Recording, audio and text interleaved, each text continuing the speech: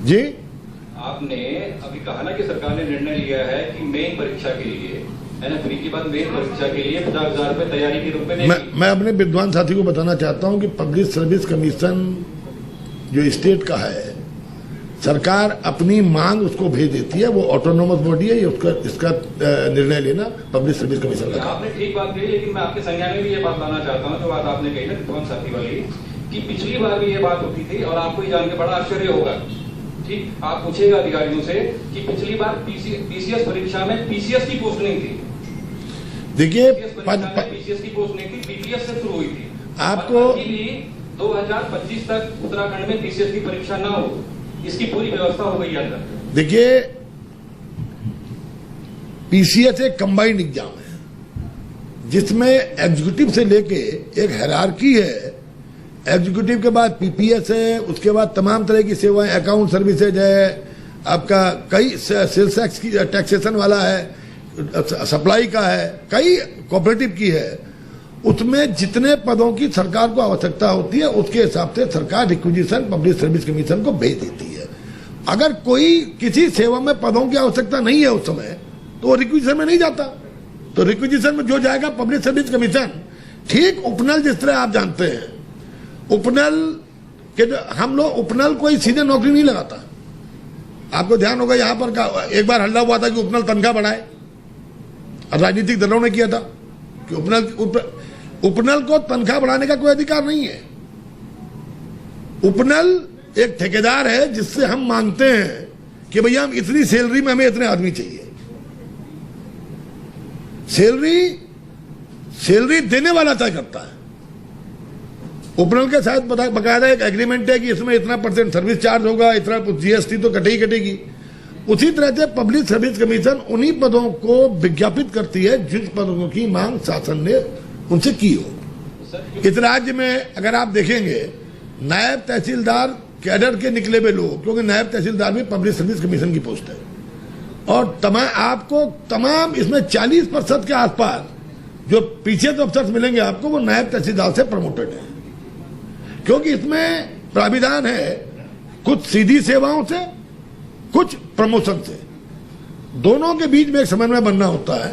सीधी सेवाओं और प्रमोशन, उसकी जो गाइडलाइंस है उसके हिसाब से उसका पालन किया जाता है। सीमित संख्या में 100 बच्चों को ये 50,000 रुपए की आर्थिक सहायता दी जाएगी। इसके अलावा जो एनडीए, सीडीएस और ओटीए में पूर्व में भी प्राविधान था पैसा आर्थिक मदद का, लेकिन उसमें एक विचित्र बात ये थी कि जब बच्चा इसमें क्वालिफाई कर जाता था, जब उसका फाइनली सिलेक्शन हो जाता था, उसके बाद उसको 50,000 रुपये दिया जाता था। इसमें थोड़ा बदलाव किया गया। रिटन एग्जाम क्वालिफाई करने के बाद इंटरव्यू से पहले एक व्यापक स्तर पर उसको एक्सपोजर मिल सके, इसके लिए 50,000 रुपए की मदद अब इन बिटवीन इंटरव्यू है, रिटन एग्जाम के रिजल्ट के बाद जो इंटरव्यू का समय होगा उसके दौरान उसको दी जाएगी, जो पूर्व में फाइनल सिलेक्शन के बाद दी जाती थी। उसका कोई औचित्य भी नहीं था। फाइनल सिलेक्शन के बाद उसको सैलरी मिल जाया करती है। माननीय उच्च न्यायालय में आप जानते हैं, परिवहन निगम के कार्मिकों को वेतन हेतु एक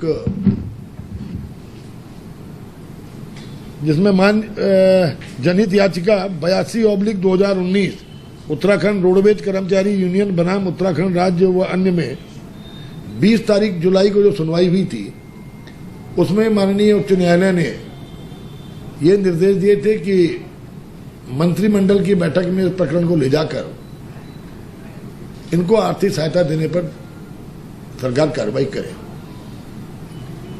उसके संबंध में जो परिवहन विभाग का मंत्रिमंडल को प्रस्ताव आया, जिसमें कुल 51 करोड़ 24 लाख रुपए 3 माह की सैलरी के लिए मंत्रिमंडल की अनुमति के अनुमोदन के लिए प्रस्ताव लाया गया था। इस पर मंत्रिमंडल के द्वारा मुख्यमंत्री जी को अधिकृत कर दिया गया है कि मुख्यमंत्री जी इस पर निर्णय लेने के लिए मुख्यमंत्री जी को अधिकृत किया है। 3 माह की सैलरी निर्णय जो प्रस्तावित हमारा ग्रीन फील्ड एयरपोर्ट बन रहा है, उस एयरपोर्ट की जमीन का चयन हो चुका था। थोड़ा बहुत उसमें कमेटी बनी हुई है, लेकिन उस पर 6 महीने के अंदर DPR प्रस्तुत हो, ताकि इस एयरपोर्ट के निर्माण के सपने को साकार किया जा सके। उसके लिए एयरपोर्ट अथॉरिटी ऑफ इंडिया को कंसल्टेंट नियुक्त करने का निर्णय माननीय मंत्रिमंडल ने लिया। इसमें जिसको 6 महीने के अंदर DPR है, डिटेल प्रोजेक्ट रिपोर्ट 6 महीने के अंदर सरकार को उपलब्ध करानी होगी। इस सब के साथ सरकार ने ये कंसल्टेंट बनाने का निर्णय। कक्षा 6 से लेके ऊपर तक की सभी संस्था, 6 से 12 तक के inter college, high school, inter college और इसके अलावा जो हमारे हायर एजुकेशन के कॉलेज हैं और मेडिकल कॉलेज वगैरह भी, सभी शिक्षण संस्थान 1 अगस्त से खोलने का संकल्प। जी, सभी 6 से के ऊपर सारे जो शैक्षिक संस्थान उनको खोलने का निर्णय 1 अगस्त से सरकार ने लिया। सर, पुलिस के ग्रेड पे का मामला है। पुलिस के ग्रेड पे पर आज 27 तारीख को 3 बजे मैंने बैठक बुलाई है और विधानसभा में वो बैठक है, उस पर आज उस पर चर्चा की जाएगी। लगातार विभागीय मंत्री संपर्क में है, उनकी वार्ता चल रही है और विभागीय मंत्री के ही प्रस्ताव था कि वेतन विसंगति के ये कई मामले आते हैं, इनको तत्काल इनका समाधान कराया जाना आवश्यक है। उन्हीं के अनुरोध पर मंत्रिमंडल के द्वारा इस प्रस्ताव को अनुमोदित किया गया।